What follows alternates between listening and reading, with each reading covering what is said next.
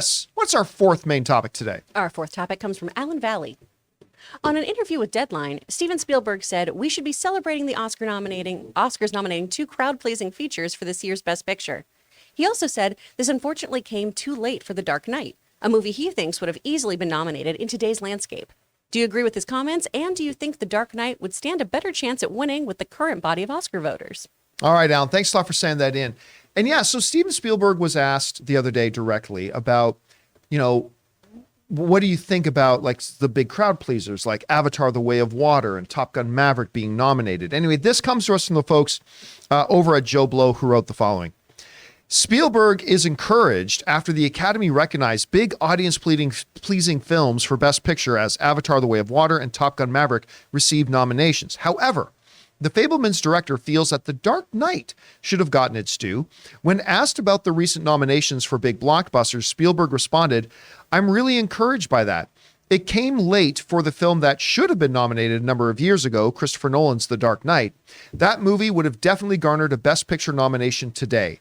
So having these 2 blockbusters solidify presented on the top 10 list is something we should all be celebrating." And that, of course, is Steven Spielberg, the greatest filmmaker of all time. All right. I'm glad he brought that up because it raises 2 issues. One, the changing nature of the Academy. We've talked about this a little bit over the last couple of years, that the Academy itself is now different. I mean, they have constantly, over the past 10 years or so, been bringing in new members, younger blood. They've been changing up. I mean, and it's a 7,000 voting member body. Might even be 8,000 voting members now. But it has changed. I mean, it's different as older people have retired out of it or literally died off. Younger blood's been coming in. There's a little bit of a different perspective in there now. Great. I would also say this about Steven Spielberg's thing. The big difference between when The Dark Knight was nominated and today. Now, first of all, Steven Spielberg says today The Dark Knight would have been nominated for Best Picture. Oh, he's absolutely right. Actually, it's provable. Because the year that The Dark Knight came out, that year of the Oscars, was the final year that the Oscars had a limit of 5 films that could be nominated for Best Picture. And we've seen reports that have come out that said, even that year, The Dark Knight was 6th. So just that alone, if The Dark Knight had come out any year after that one year that limited it to just 5 nominees, as the film that came in 6th, it would have been nominated for Best Picture. I can't help but wonder if they still had that limitation of 5 films. Would Top Gun have still gotten a nomination for Best Picture this year? Would Avatar: The Way of Water still gotten a Best Picture nomination this year? Would Everything Everywhere All at Once still have gotten a Best Picture? I mean, we simply won't know because there are 10 nominees. So I think he's right on both counts. On the count that today's Academy is a little bit different than the Academy was 15 years ago.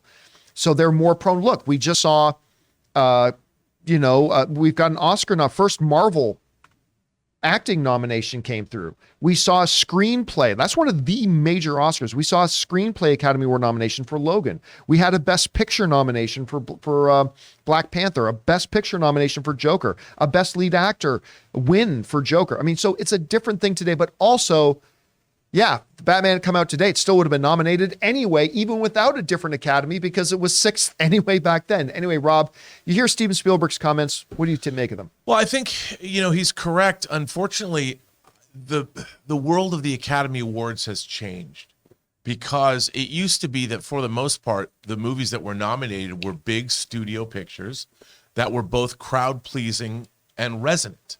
Like, I remember going to see Gandhi in the early 80s, and I dreaded it, but I would see everything, and I'm like, ugh, Gandhi, historical biopic, and I went with my friend Mike.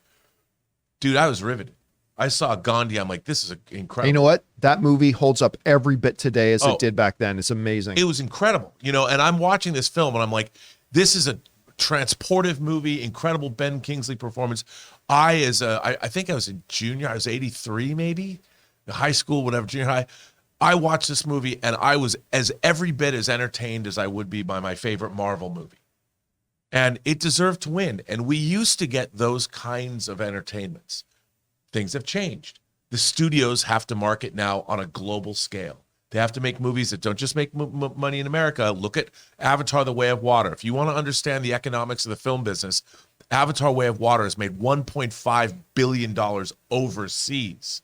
That's a huge number. That's what studios have to do. So they have to appeal now on a larger budgets to a global audience. So by definition, studios can't make Gandhi anymore.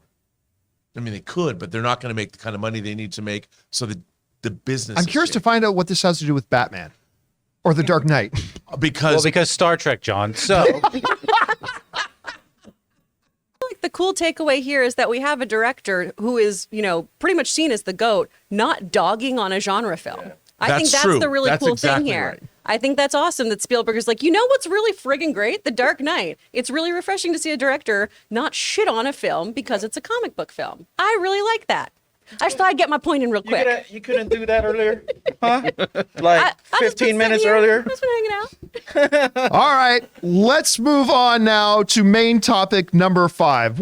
Hey guys, we want to take a second to thank a sponsor of today's video, Manscaped. Breaking news, Manscaped now sells beard products. That's right, they are once again revolutionizing men's grooming with the brand new Beard Hedger Pro Kit. Now you can finally use Manscaped products to make your drapes match your carpet by going to manscaped.com and using the code Campea for 20% off and free shipping. It all starts with the Beard Hedger. This thing is a juggernaut of fixing faces. First off, this cordless trimmer has a rotary wheel that gives you 20 hair cutting lengths, all with one guard. So no more messy drawers full of extra add-ons. You also get the beard shampoo and conditioner. Because guys, you gotta remember that all of your hair is different. Your beard hair is more coarse and easier to damage than the hair on your head. Next, the kit has Manscaped's beard oil. The oil relieves dryness both on the beard and the skin beneath. You then cap it off with the Beard Balm that shapes, styles, moisturizes, and tames for a sculpted look. The Pro Beard Kit also comes with 3 special gifts: a beard brush, comb, and scissors to ensure your beard is ready to impress. So get 20% off and free shipping with the code Campea at manscaped.com. That's 20% off with free shipping at manscaped.com and use the code Campea. Manscaped Beard Hedger, 1 stroke, 1 guard,